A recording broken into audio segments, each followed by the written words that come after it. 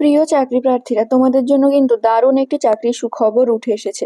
এখানে দেখো, স্বাস্থ্য দপ্তরে কিন্তু গ্রুপ ডি কর্মী নিয়োগের 2024-এর যে বিজ্ঞপ্তি সেটা কিন্তু প্রকাশিত হয়ে গেছে।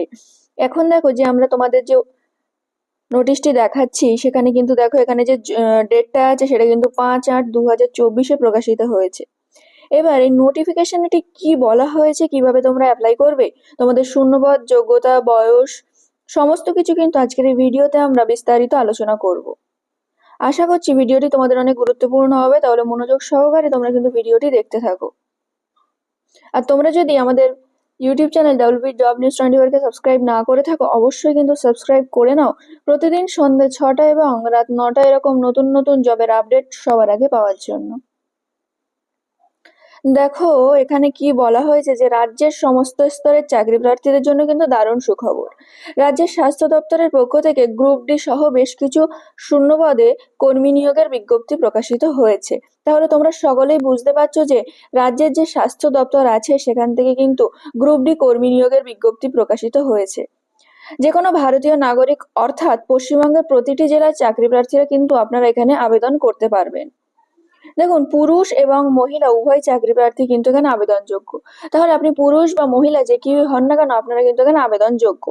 এখানে আবেদন পদ্ধতি কি আছে, শিক্ষাগত যোগ্যতা কি আছে, মাসিক বেতন, বয়সসীমা, সমস্তটাই কিন্তু আজকে আমরা ইন ডিটেলস এই ভিডিওতে আলোচনা করব। দেখো, প্রথমে যে পদটা আছে সেটা হচ্ছে মাল্টি রিহ্যাবিলিটেশন ওয়ার্কার। তাহলে আপনাদের এই যে পদটাতে নিয়োগ করা হবে স্বাস্থ্যকেন্দ্রে, সেটা হচ্ছে মাল্টি রিহ্যাবিলিটেশন ওয়ার্কার। এখানে মোট যে শূন্যপদ আছে সেখানে আপনাদের 2টি শূন্যপদ আছে। এবার সব থেকে গুরুত্বপূর্ণ হলো আপনাদের কি শিক্ষাগত যোগ্যতা থাকলে এখানে আপনারা অ্যাপ্লাইটা করতে পারবেন। দেখুন, যে কোনো হাসপাতালে কমপক্ষে 2 বছরের কাজের অভিজ্ঞতা সহ ফিজিওথেরাপিতে স্নাতক ডিগ্রি প্রাপ্ত চাকরি প্রার্থীরা কিন্তু এখানে আবেদন করতে পারবেন। তাহলে আপনারা যদি আবেদন করতে চান, আপনাদের কিন্তু মিনিমাম হাসপাতালে 2 বছরের কাজের অভিজ্ঞতা লাগবে। সঙ্গে আপনাদের যদি ফিজিওথেরাপিতে স্নাতক ডিগ্রি থাকে, আপনারা কিন্তু এখানে আবেদন করতে পারবেন। প্রার্থীকে পশ্চিমবঙ্গের স্থায়ী বাসিন্দা তো হতেই হবে এবং স্থানীয় যে ভাষা সেখানে কিন্তু আপনাদের কথা বলার দক্ষতা থাকতে হবে। এবার দেখুন, আপনাদের যে মাসিক বেতন সেটা কত দেওয়া হবে। এই পদে মাসিক বেতন হলো 18,000 টাকা। তাহলে আপনারা যারা যারা এই পদের জন্য এলিজেবল এবং আপনারা যারা যারা চাকরি পাবেন তাদের কিন্তু মাসিক 18,000 টাকা বেতন দেওয়া হবে। দেখুন, বয়স সীমা 1 জানুয়ারি 2024 তারিখ অনুযায়ী আবেদনকারীদের বয়স কিন্তু 21 থেকে 40 বছরের মধ্যে হতে হবে। তাহলে আপনাদের যাদের বয়স 21 থেকে 40-এর মধ্যে আছে, আপনারা কিন্তু দ্রুত এই পদের জন্য অ্যাপ্লাইটা করে ফেলতে পারেন। দেখুন, এখানে আরেকটা পদ আছে কমিউনিটি হেলথ অ্যাসিস্ট্যান্ট, যেখানে মোট শূন্যপদ কিন্তু 8টি। মানে 2টো পদে আপনাদের নিয়োগ হচ্ছে। সেকেন্ড পদ যেটা, সেটা হচ্ছে কিন্তু আপনাদের কমিউনিটি হেলথ অ্যাসিস্ট্যান্ট, যেখানে 8টি শূন্যপদ আছে। এবার দেখে নেওয়া যাক যে এখানে আপনাদের শিক্ষাগত যোগ্যতাটা কি লাগবে।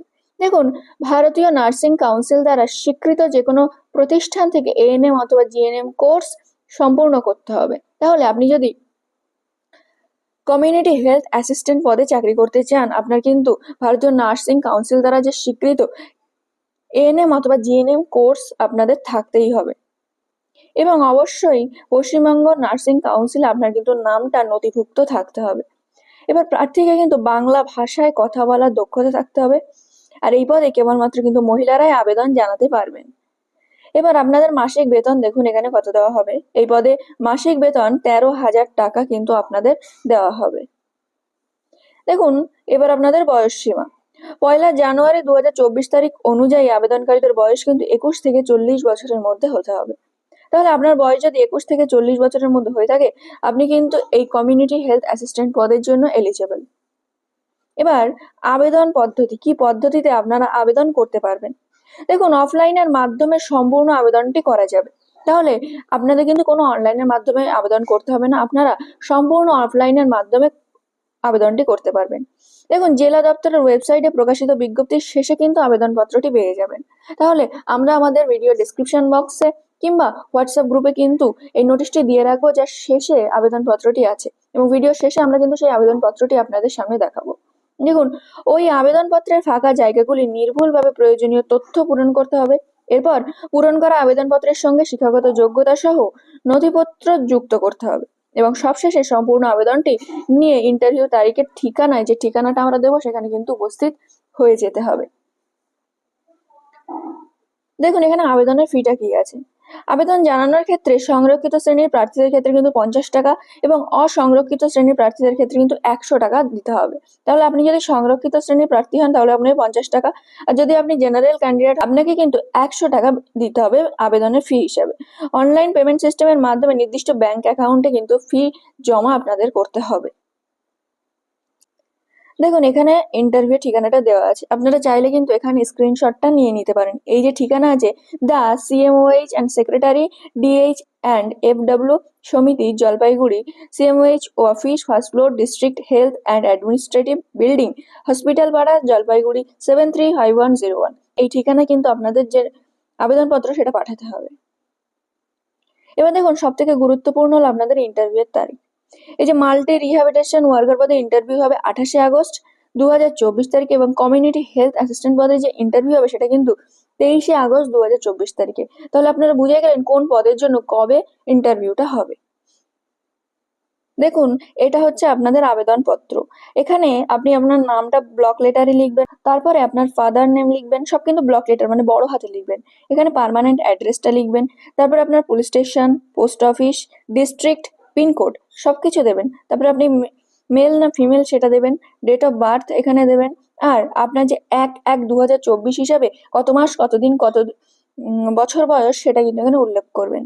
এবার তারপরে দেখুন আপনার এখানে কাস্ট সার্টিফিকেট দেবেন। এখানে আপনি এসটি, এসসি না ওবিসি সেটা লিখবেন।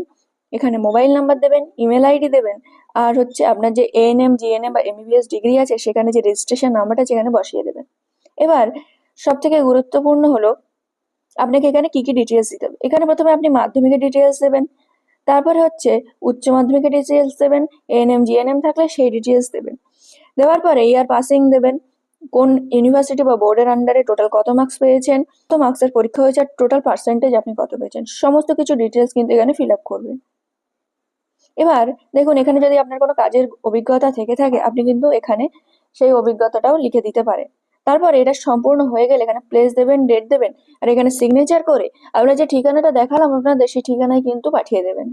তাহলে প্রিয় চাকরি প্রার্থীরা, স্বাস্থ্য দপ্তরের পক্ষ থেকে যে গ্রুপ ডি কর্মী নিয়োগের বিজ্ঞপ্তি প্রকাশিত হয়েছে, সেখানে এই বিজ্ঞপ্তিতে ঠিক কি বলা হয়েছে, কিভাবে আপনারা অ্যাপ্লাই করবেন, কি যোগ্যতা, বয়স, শূন্যপদ, আবেদন পত্রটি কোথায় পাবেন, কোথায় আবেদন পত্রটি ফিল আপ করে জমা দেবেন, আপনাদের ইন্টারভিউর ডেট কবে, সমস্তটাই কিন্তু আজকে আমরা বিস্তারিত আলোচনা করেছি। আশা করছি ভিডিওটি আপনাদের অনেক উপকারে আসবে। ভিডিওটি যদি ভালো লেগে থাকে আমাদের ইউটিউব চ্যানেলকে সাবস্ক্রাইব করে নেবেন।